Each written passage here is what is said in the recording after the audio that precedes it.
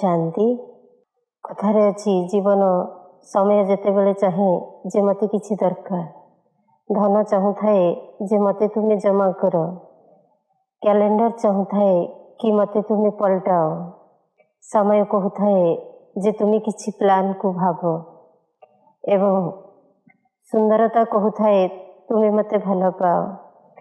वास्तव में भगवान कहती जे साधारण शब्द रे जे तुम्हें कर्म कराओ मो ऊपर विश्वास रख सफलता निश्चिंत प्राप्ति हब। तो छोटिया कहानी टी कहबी गोविंद नामक एक ग्राम रे रहुथिला। तो दिनकर कथा गोविंद घरे थाए साधु पहुँचिले गोविंद घरे। साधु जितेबले पहुँचिले गोविंद सेतेबले साधु को देखी बड़ा आश्चर्य हो गला। गोविंद बड़ कंजूस थाए दबा पाई हेले तार प्राण सुखी जाए।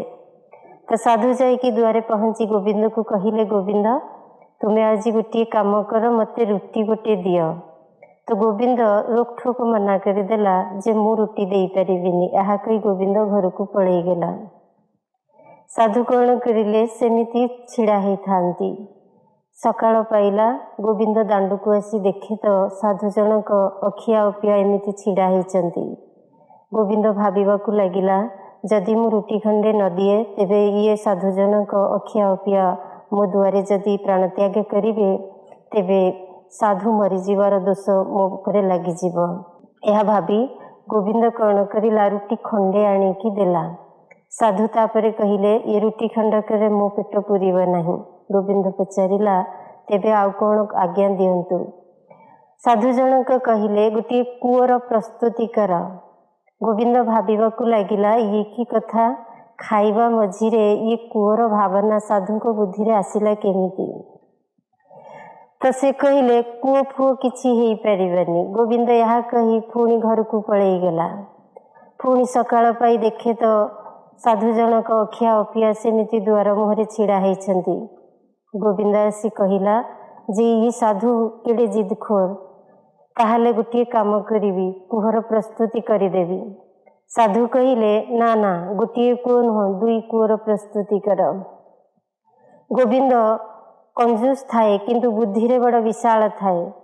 से भाविला जदि ये दुई कूओ पे मु मना करिदेवी ताहले साधु चारि कूओ करिबा पई कहिबे।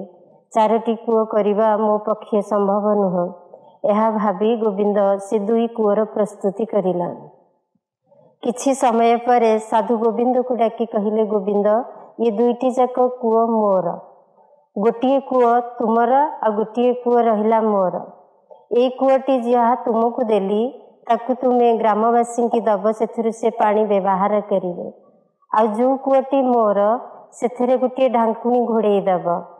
किछि वर्ष मु जाऊँगी बाहर को तेबे मो कूअरु बुंदाए भी पानी तुम्हें ग्रहण करिब नहीं। यह कही साधु पलई गेले। गोविंद ता निज कूअरु समस्ती की पानी दबाकू लागिला। आ से पानी को समस्ते पी शीतल शुद्ध जल समस्ते आनंदित हेले। आ साधु को बहुत बहुत धन्यवाद मने मने दौथांती। गोविंद साधु को कूअरे एक ढांकुणी प्रस्तुत करी घोड़े देला। किछि वर्ष पर साधु से ग्राम को फेरिले।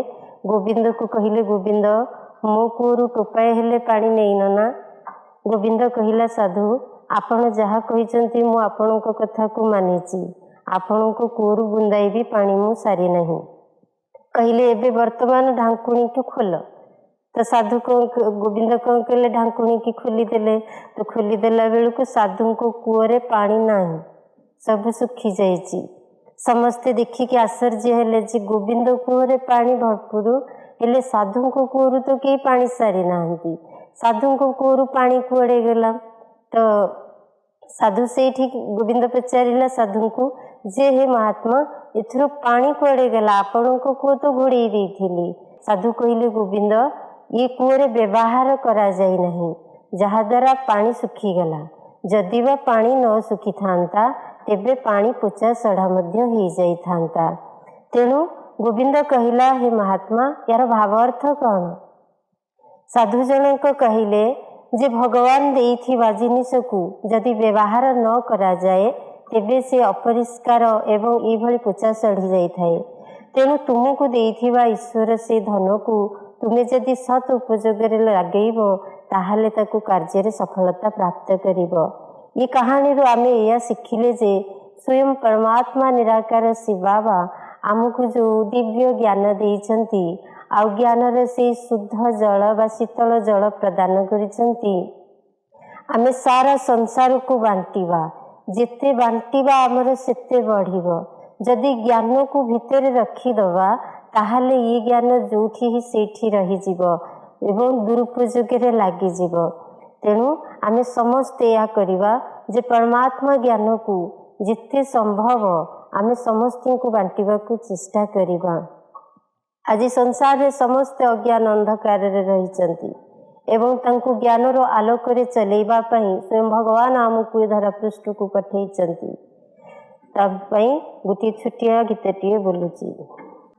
अमृत सागर प्रिय बाबा मोर करिल जे उपकार,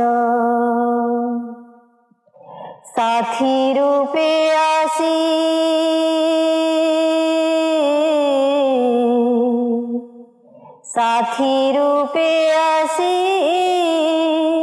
हाथ धरी मोर दूर कल अंधकार, सिंचन करिल ज्ञान रसलील मन बगीचारे मोर दूर हेला मन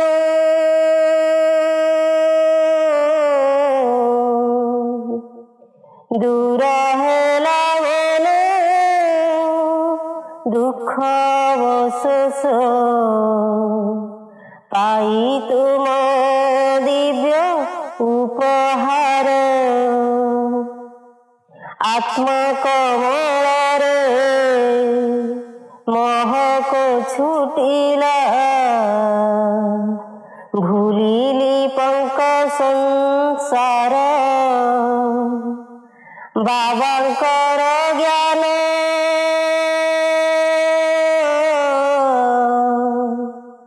बाबांकर ज्ञान करिली धारण, दूरे मन विकार, एक बल एक भरोसा मोहर, सत्य शिव सुंदर, मायार झड़रू उद्धार करिल जीवन डंगा को मोर, दुखी मन जानी नील बाबा टाणी, लगाई प्रेमर डोर, देई ज्ञान धन